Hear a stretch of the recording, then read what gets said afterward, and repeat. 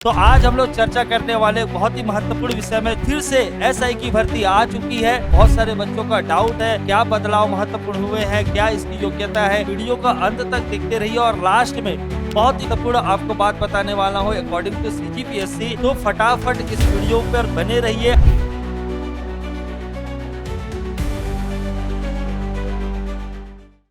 सरफरोशी की तमन्ना अब हमारे दिल में है, देखना है जोर कितना बाजवे कातिल में। जय हिंद, जय भारत, जय छत्तीसगढ़। आप सभी को प्यार भरा नमस्कार, स्वागत है डेली आईएएस के यूट्यूब प्लेटफॉर्म में। तो आज हम लोग चर्चा करने वाले बहुत ही महत्वपूर्ण विषय में जो हाल फिलहाल में कई सालों से चर्चा में रहा, साथ ही साथ दीपावली से पहले एसआई का रिजल्ट आया और इस एसआई के रिजल्ट में बहुत सारे घर में डबल खुशी के साथ दिवाली मनाई गई है। तो आप सभी को मैं बताना चाहता हूं कि फिर से एसआई की भर्ती आ चुकी है, जिसके बारे में आज हम लोग चर्चा करने वाले हैं। क्योंकि मैं देख रहा हूं बहुत सारे बच्चों का डाउट है, सर इसमें क्या बदलाव महत्वपूर्ण हुए हैं, क्या इसकी योग्यता है, क्या मतलब एज में क्या छूट मिलने वाली है। तो ये सारे विषय पर हम लोग चर्चा करेंगे, साथ ही साथ इसके चरणबद्ध तरीके से कि सर ये क्या एक साल में संभावना है कि ये हो सकता है एग्जाम, या 2 साल में हो सकता है। तो ये सारे विषय पर जो भी संभावना है उसमें हम लोग चर्चा करते हैं। तो वीडियो का अंत तक देखते रहिए और लास्ट में बहुत ही महत्वपूर्ण आपको बात बताने वाला हूं अकॉर्डिंग टू सीजीपीएससी। तो फटाफट इस वीडियो पर बने रहिए, आप लोग देखते रहिए। और आप सभी को पता है कि किसी भी लक्ष्य को प्राप्त करने के लिए 3 मूल मंत्र होते हैं: मेहनत ज्यादा, खुद से वादा और मजबूत इरादा। इसी मजबूत इरादे के साथ सब इंस्पेक्टर बनने की जो राह है उसमें हम लोग आगे बढ़ते हैं। जितने भी डेली आईएएस से जुड़े हुए जितने भी लोग हैं, चाहे प्रत्यक्ष रूप से हो, अप्रत्यक्ष रूप से हो, ऑनलाइन हो, ऑफलाइन हो, सभी को मैं बताना चाहता हूं कि डेली आईएएस का सब इंस्पेक्टर को लेकर बहुत बढ़िया प्लान है, जिसे लास्ट में आप सबको बताया जाएगा। लेकिन उससे पहले हम लोग बात करने वाले हैं कि क्या क्या मुख्य बिंदु है आज इस वीडियो के। तो प्रमुख बदलाव क्या हुए हैं उसके बारे में चर्चा कर रहा है, क्योंकि आपको ही पता है कि लास्ट टाइम जो एग्जाम हुए थे और इस बार जो एग्जाम होने वाले हैं, दोनों में बहुत बड़ा अंतर आपको दिखने वाला है। बात करते कि इसके कैसे आपको किसी को लग रहा है कि पहले फिजिकल होगा क्या, पहले पेपर होगा क्या। तो ये सारे जैसे भी जो चरणबद्ध तरीके से आपको बताया जाएगा कि आप किससे इसमें सिलेक्शन पा सकते हैं। आगे बात करते हैं कि प्रारंभिक परीक्षा और मुख्य परीक्षा का सिलेबस क्या है, इसको कैसे हम लोग क्रैक कर सकते हैं, इसके बारे में भी चर्चा हम लोग करेंगे। और वेतन, आप सभी को पता है कि ये भी एक बहुत ही महत्वपूर्ण पार्ट रहता है कि आप जिस एग्जाम के लिए इतना सारा मेहनत करने वाले हैं तो उसका वेतन कितना रहेगा। तो इसके बारे में भी हम लोग जरूर चर्चा करने वाले हैं। तो ज्यादा देरी ना करते हुए फटाफट वीडियो पर आते हैं। सबसे पहले बात महत्वपूर्ण डेट के बारे में, दिनांक के बारे में। तो आप सबको पता है कि इसका फॉर्म आ चुका है, और ये फॉर्म आ चुका है कब से, तो ये फॉर्म आपको वेबसाइट में दिखा रहा है कब से भैया, 23/10/2024 से। कब से दिखाई दे रहा है, तो 23 अक्टूबर 2024 से ये फॉर्म भरना स्टार्ट हो चुका है। लेकिन कब तक फॉर्म भराया जाएगा, तो कब तक भराया जाएगा, 21/11/2024 तक। बट आपको बिल्कुल इंतजार नहीं करना है 21 तारीख तक कि भैया लास्ट दिन रहेगा तब मैं फॉर्म भरूंगा। कभी कभी वेबसाइट में भी समस्या आ जाती है और आप फॉर्म भरने से चूक जाते हैं। इसलिए सबसे पहले तो आपको क्या करना है, तो जैसे ही ये वीडियो को एंड करना है और आपको जाना है फॉर्म को पहले फिल कर देना है। क्यों, जैसे ही अगर फॉर्म को आप भरते हैं तो आप क्या करते हैं, आप एग्जाम के तैयारी में भीड़ जाते हैं। कम से कम मानसिक रूप से आप तैयार हो जाते हैं कि आपको क्या करना है, इस एग्जाम को क्रैक करना है। तो सबसे पहले तो फॉर्म भरिए, ये आपको ध्यान रखना है। लेकिन सबसे महत्वपूर्ण बदलाव क्या हुआ इस पेपर में, तो इससे पहले जब भी पेपर लिया गया है तो वो पेपर लिया गया है किसके द्वारा, सीजी व्यापम के द्वारा। लेकिन इस बार जो ये पेपर ले रहे हैं वो ले रहे हैं सीजीपीएससी। और आप सबको पता है कि सीजीपीएससी का एक अपना स्टैंडर्ड है, ठीक है। हमेशा जो क्वेश्चन ऐसे पूछे जाते हैं, कम से कम 10 से 20% ऐसे क्वेश्चन रहते हैं जो ज्यादातर एग्जाम में नहीं पूछे गए हों। तो ये आपको ध्यान रखना है कि इस बार जो पेपर ले रहे हैं वो कौन ले रहे हैं, सीजीपीएससी ले रहे हैं, छत्तीसगढ़ लोक सेवा आयोग। तो इस चीज को ध्यान में रखते हुए हमेशा तैयारी करना है आप सबको। आगे बात करने वाले इसमें और क्या बदलाव हुए हैं, ठीक है, लेकिन आपको समझ में आ चुका होगा। तो पहला बदलाव ये है, पहला बदलाव आपके बीच दिखाई दे रहा है वो है कि सीजी व्यापम ना एग्जाम लेकर कौन ले रहा है, इस बार सीजीपीएससी इस बार एग्जाम ले रहे हैं। आगे बढ़ते हैं, बात करते हैं तो कितने सारे पोस्ट आए हुए हैं, कौन कौन सा पोस्ट आए हुए हैं। तो अगर सबसे पॉपुलर की बात किया जाए तो ऊपर जो दिख रहे हैं, अगर मान के चलो शैक्षिक अहर्ता की बात करते हैं, अगर नोटिफिकेशन के पहले ही पेज में आप देखेंगे तो अलग अलग जो पोस्ट है उनकी संख्या अलग अलग है, लेकिन ओवरऑल पोस्ट की बात किया जाए तो कितना है, 341। ठीक है, ओवरऑल जो पोस्ट है ये आपको ध्यान रखना 341 है। ठीक, अगर बात किया जाए, अगर आप सूबेदार, उप निरीक्षक, ठीक है, या उप निरीक्षक विशेष शाखा की तैयारी करते हैं या प्लाटून कमांडर की तैयारी करते हैं, तो किसी भी मान्यता प्राप्त यूनिवर्सिटी से अगर आपने ग्रेजुएशन किया है या ग्रेजुएशन के समकक्ष किसी भी एग्जाम को आपने क्लियर किया हुआ है, तो आप क्या कर सकते हैं, ठीक है, ये फॉर्म भर सकते हैं। लेकिन अगर आगे बात किया जाए उप निरीक्षक जो अंगुल अधिकारी है, उनके लिए आपको क्या करना पड़ेगा, तो किसी भी शासन द्वारा मान्यता प्राप्त विश्वविद्यालय से गणित, भौतिकी शास्त्र या रसायन शास्त्र से स्नातक की उपाधि या उसके किसी समकक्ष उपाधि आपके पास हो। अगर बात करते हैं अगर आप तैयारी करना चाहते हैं उप निरीक्षक जिसमें कंप्यूटर या उप निरीक्षक साइबर क्राइम से रिलेटेड, तो आपको क्या करना पड़ेगा, शासन के द्वारा, ठीक है, मान्यता प्राप्त किसी कंप्यूटर एप्लीकेशन जैसे बीसीए बोल रहे हैं या बीएससी या उसके अलावा उसी के समकक्ष कोई भी उपाधि या डिग्री हो, तो आप इस फॉर्म को भर सकते हैं। लेकिन मुझे ऐसा लग रहा है कि सबसे ज्यादा पोस्ट जो सूबेदार, उप निरीक्षक, ये सब में है, तो आप तैयारी, अगर आपके पास बीसीए या बीसीए की डिग्री है तो आपको सभी की तैयारी करना चाहिए, क्योंकि आप देख सकते हैं इसमें क्या बोला गया है, स्नातक बोला गया है। ठीक, अब स्पेसिफिक आप क्या है, इसकी भी तैयारी कर सकते हैं अगर आपके पास कंप्यूटर से रिलेटेड कोई भी कोर्स है तो, जो आपको दिया गया है। आगे बात करते हैं छूट का, तो आप देख भी रहे होंगे कि अलग अलग जगह पर अलग अलग तरीके से बताया जा रहा है कि ऐसे छूट दिया जा रहा है, बट मैं आपको मोटा मोटी आपको कैसे छूट प्राप्त होते हैं उसके बारे में चर्चा कर रहे हैं। तो सबसे पहले तो आपको ध्यान रखना है कि एक बहुत ही महत्वपूर्ण डेट है 1 जनवरी, ठीक है, 2024। 1 जनवरी 2024 को अगर आपकी एज 21 से 28 के बीच है, मतलब मिनिमम मिनिमम क्या है 21 और मैक्सिमम क्या है 28 वर्ष के, तो आप इस फॉर्म को भर सकते हैं। इस फॉर्म को आप क्या कर सकते हैं, भर सकते हैं। बट अगर आप छत्तीसगढ़ के मूल निवासी है, छत्तीसगढ़ के मूल निवासी है, तो छत्तीसगढ़ के मूल निवासी मेल और फीमेल को छूट दिया जा रहा है। अगर आप यू आर है इन द सेंस क्या है, अनरिजर्व कैटेगरी में आते हैं, तो आपको 5 वर्ष की छूट दिया जाएगा। अब 5 वर्ष की छूट जैसे ही आपको मिलेगा, तो ये 28 से कितना हो जाएगा, 5 जोड़ देंगे तो ये हो जाएगा भैया 33 वर्ष। तो अगर आप 33 साल के हैं तो आप इस फॉर्म को भी भर सकते हैं, ये आप ध्यान रखिए। मिनिमम की बात किया जाए तो मिनिमम 21 साल है। अगर मैक्सिमम की बात किया जाए, अगर यू आर है तो आपको क्या है 33 वर्ष की तक छूट दिया जाएगा, इन से 5 वर्ष की छूट दिया जाएगा और 33 वर्ष तक आप फॉर्म को भर सकते हैं। अगर आप महिला है तो आपको छूट दिया जा रहा है 10 वर्ष का। अगर आप छत्तीसगढ़ के मूल निवासी है तो आपको छूट दिया जा रहा है 10 वर्ष का।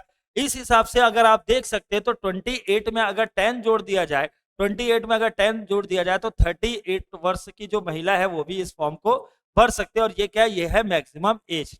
लेकिन आपको ही पता है कि छत्तीसगढ़ में एसटी वर्ग को, एससी वर्ग को और ओबीसी वर्ग को भी 5 वर्ष की छूट दी जाती है।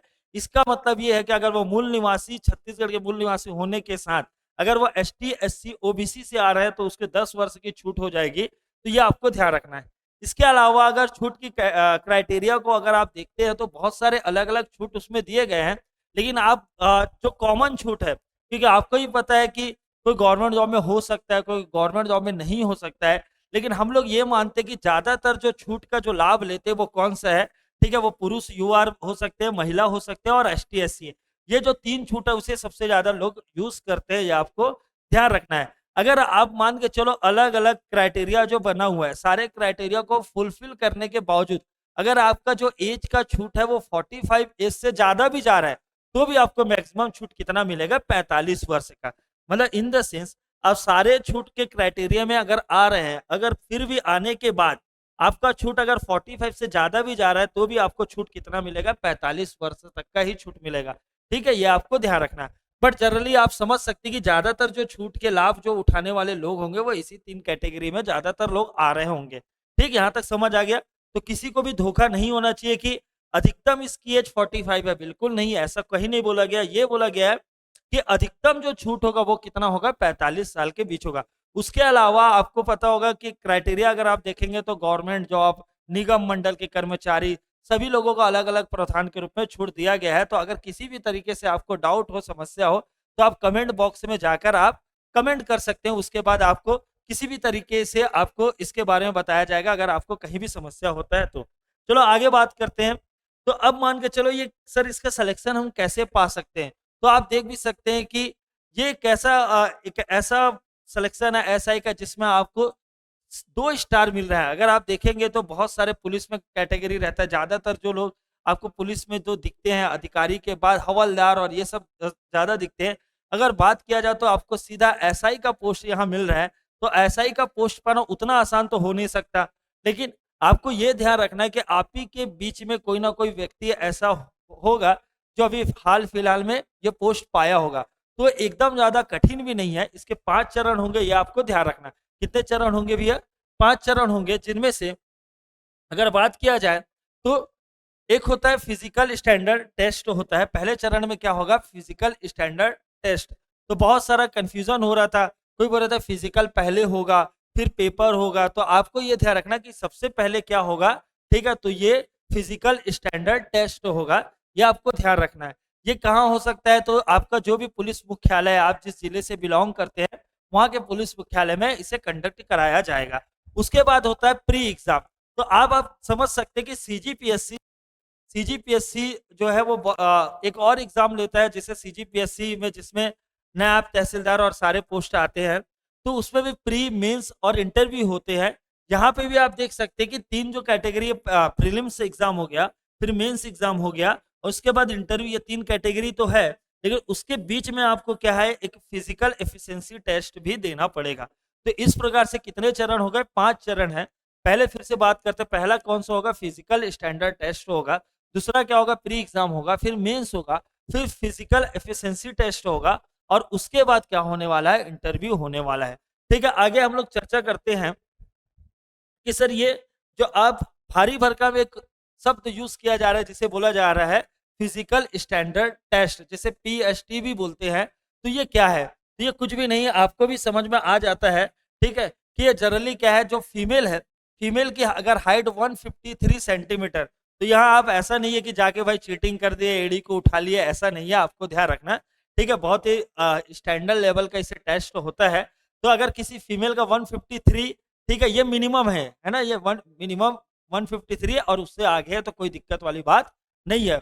153 सेंटीमीटर के जो महिला है वो इसमें क्या है, पार्टिसिपेट कर सकते हैं। पुरुष की बात किया जाए तो पुरुष में है 168 सेंटीमीटर, ठीक है, ये मिनिमम है और उससे ऊपर रहेंगे तो वो पार्टिसिपेट कर सकते हैं।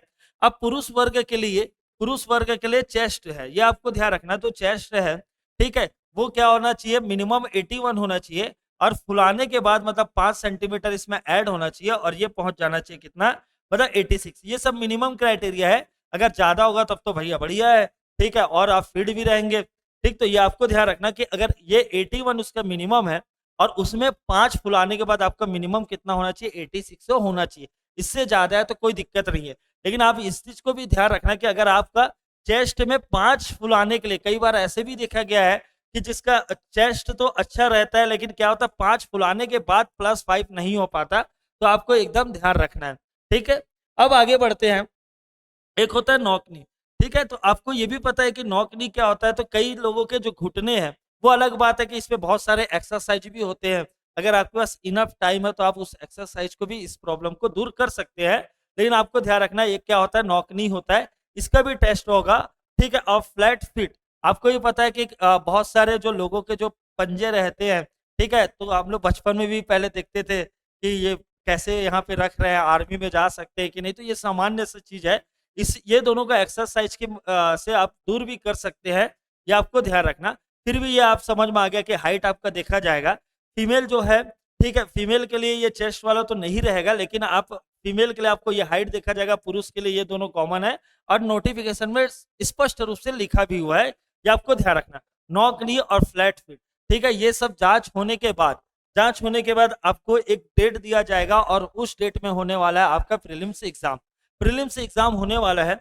सबसे महत्वपूर्ण बात है, ठीक है, लेकिन आप, मैं अभी यहाँ पे क्वेश्चन मार्क लगाया गया हूँ क्योंकि पिछले बार जो एसआई का जो पेपर लिए थे वो लिया गया था व्यापम के द्वारा और व्यापम में इसमें नेगेटिव मार्किंग नहीं रखे थे। फिर से मैं रिपीट कर रहा हूँ क्योंकि आपको पता होगा एग्जाम में सबसे ज्यादा जो डर रहता है जिस चीज का, वो है माइनस मार्किंग का। और खासकर जो सीजीपीएससी की तैयारी जो स्टूडेंट करते हैं उनको एक चीज सिखाया जाता है कि भैया क्वेश्चन अगर छोड़ दोगे तो चलेगा, लेकिन क्या करना है, माइनस मार्किंग नहीं करना है।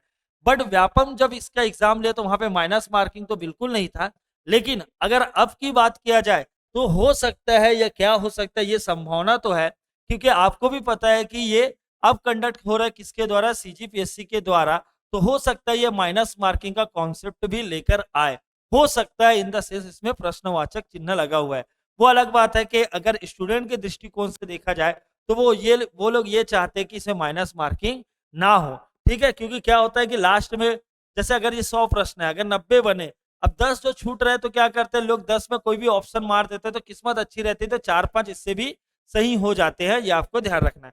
तो इसलिए स्टूडेंट तो चाहते हैं कि माइनस मार्किंग ना हो, और हम लोग भी चाहते हैं, लेकिन आपको ध्यान रखना है कि अगर सीजीपीएससी ले रहा है तो हो सकता है, तो आपकी तैयारी दुरुस्त रखना है। आप किसी भी चीज को ये कभी नहीं सोचना है कि चलो माइनस मार्किंग नहीं है तो आधा अधूरा याद करके चले जाए।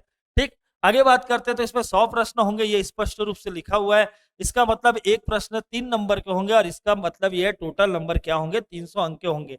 अब आपको ये बताना चाहता हूँ कि प्रीलिम्स के बाद 20 गुना, कितने भी है, 20 गुना लोगों को बुलाया जाएगा मेंस के लिए। ठीक, अगर पोस्ट मान के चलो 341 है, ठीक है, इसका मतलब 20 से अगर मल्टीप्लाई करे तो ये आपको स्पष्ट रूप से दिखाई दे रहा है, ठीक है, कि ये कितना 6820 लोगों को बुलाया जाएगा।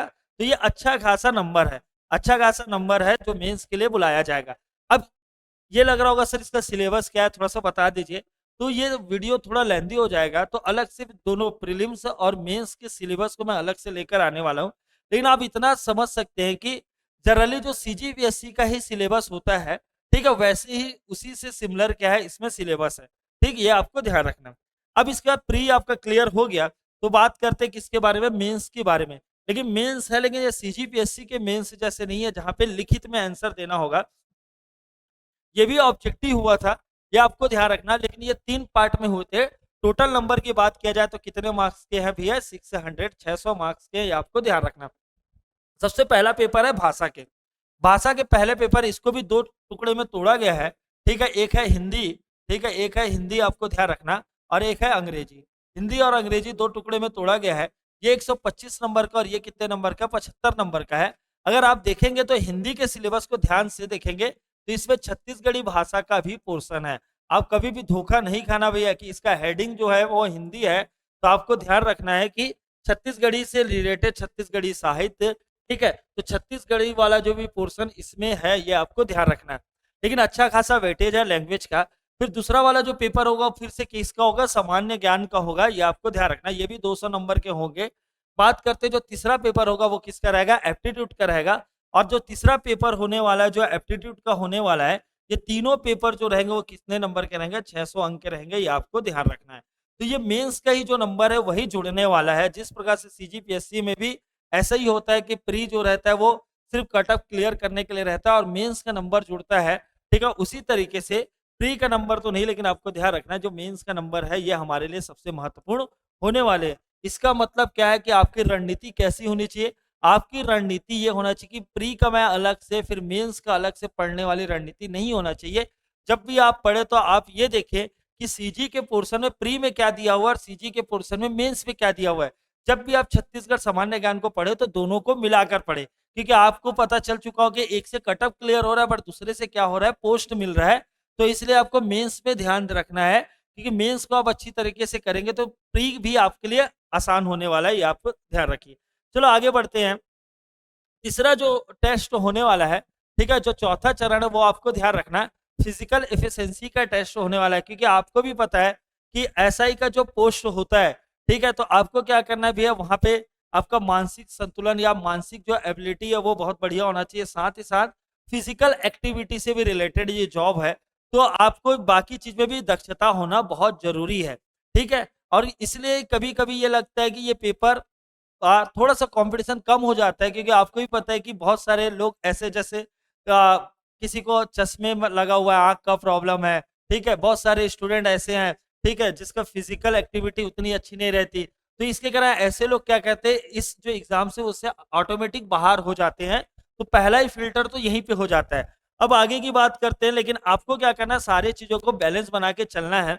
आपको क्या करना है, लंबी कूद होता है, ठीक है, जिसमें आप 60 नंबर के रहेंगे, ऊंची कूद है वो भी 60 नंबर के, गोला फेंक होता है, ठीक है, 100 मीटर की दौड़ होगा, और ठीक है, 1500 मीटर की भी दौड़ होगी, जिसको 1.5 किलोमीटर का भी बोला जाता है, ये आपको ध्यान रखना। अब सबको मिला के नंबर कितने होने वाले हैं, तो 300 नंबर होने वाले हैं। कितने भैया? 300 नंबर, लेकिन आपको मिनिमम क्या है, 90 नंबर पाना है। अब ऐसा नहीं कि आप मेंस में एकदम 100 में 100 मतलब 600 में 600 तो नहीं पा पाएंगे, लेकिन 500 से ऊपर पा गए। लेकिन यहाँ पे आप क्या कर रहे हैं, 90 नंबर क्रॉस नहीं कर पा रहे हैं, तो आपको आगे इंटरव्यू के लिए नहीं बुलाया जाएगा। तो मिनिमम आपको क्या, मिनिमम इतना फिटनेस तो रखना है कि आपको 90 नंबर तक यहाँ पा सके। बाकी आप मेहनत करेंगे तो आपको भी पता है कि आप बहुत सारा नंबर इसमें गेन कर सकते हैं। ठीक, ये आपको ध्यान रखना है। चलो आगे बढ़ते हैं। अब बारी है इंटरव्यू की। तो आपको भी पता है कि अगर आपका पेपर बहुत बढ़िया गया है, अगर आपको बेसिक नॉलेज अच्छा है, आप कॉन्फिडेंट है, तो निश्चित ही आपको ठीक इस इंटरव्यू में भी बहुत बढ़िया नंबर आपको मिलने वाला है, ये आप ध्यान रखिए। ठीक है, कभी भी आपसे रिक्वेस्ट है कि जब भी कोई भी अगर चरण, जैसे अब उदाहरण के लिए जैसे पहला वाला चरण, उसमें कोई खास मेहनत करने की जरूरत नहीं है। अगर किसी को नौकरी का प्रॉब्लम नहीं है, मान के चलो, तो आपको कोई टेंशन लेने की जरूरत नहीं है। लेकिन आप ये समझ सकते हैं कि पेपर का आपका तैयारी करना है, बट पेपर होने के बाद जब इंटरव्यू में अगर मान के चलो 2 3 4 महीने का गैप आ गया, तो आपको पढ़ना लिखना बंद नहीं करना है भाई, आपको पढ़ते रहना और इंटरव्यू की अलग से तैयारी करना है। ठीक है, ये आपको ध्यान रखना है। अब बारी है भैया वेतन, मतलब हमारा सिलेक्शन हो गया तो वेतन कितना हो सकता है। तो आपको भी पता है कि इसमें सीधा लिखा हुआ है मैट्रिक लेवल 8, मैट्रिक लेवल 8 का आपको वेतन मिलेगा। अब ये सेंट्रल गवर्नमेंट होने से 8 का जो वेतन वो डिफरेंट हो जाता है, लेकिन ये स्टेट गवर्नमेंट की जॉब है। तो यहाँ पे अप्रोक्सीमेट अभी की अगर बात किया जाए, तो अभी के हिसाब से 47,600 रुपए क्या है उसे पर मंथ मिलने वाले हैं। ये मैक्सिमम अगर यही पे स्केल रहा तो मैक्सिमम कितना, तो आप देख सकते हैं कि 1.5 लाख के ऊपर आपकी क्या है सैलरी मैक्सिमम हो सकती है। ठीक है, यहाँ तक आपको समझ में आ चुका है। हो सकता है पे स्केल में अगर ग्रोथ किया जाए, ठीक है, तो ये क्या है, ये सैलरी आगे भी बढ़ सकता है। तो आपको ये समझ में आ चुका है अभी तक कि सब इंस्पेक्टर का जो भर्ती निकला है, तो पोस्ट थोड़ा कम है, लेकिन ऐसा नहीं कि आपके सिलेक्शन या आपके एग्जाम देने लायक नहीं है। ठीक है, ठीक ठाक पोस्ट है।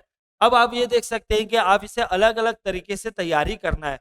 शुरुआत पहला स्टेप के लिए कोई स्पेशल तैयारी करने की जरूरत नहीं है, लेकिन प्रीलिम्स हो गया और मेंस, तो मेंस और प्रीलिम्स दोनों की तैयारी एक साथ करना है। जब ये होने के बाद ही बाकी आप धीरे धीरे करते रहिए। ऐसा नहीं कि कल से ही आप गोला फेंकने चले गए, तो आपको भी पता है कि आपकी इंजरीज भी हो सकती है, क्योंकि अभी आपको क्या करना है, रिटर्न एग्जाम देना है। तो इसलिए आप ये कर सकते हैं कि जो रनिंग है और बाकी जिसमें आपको लग रहा है कि ये डिफिकल्ट हो सकते हैं, आपकी धीरे धीरे प्रैक्टिस करते रहिए। फिर उसके बाद जब ये दोनों एग्जाम हो जाएंगे, तब आप युद्ध स्तर पे क्या कीजिए, फिजिकल एफिशिएंसी की भी तैयारी कीजिए। उसके बाद क्या करना है, तो ब्रेक नहीं लाना है और इंटरव्यू की भी तैयारी करते रहना है।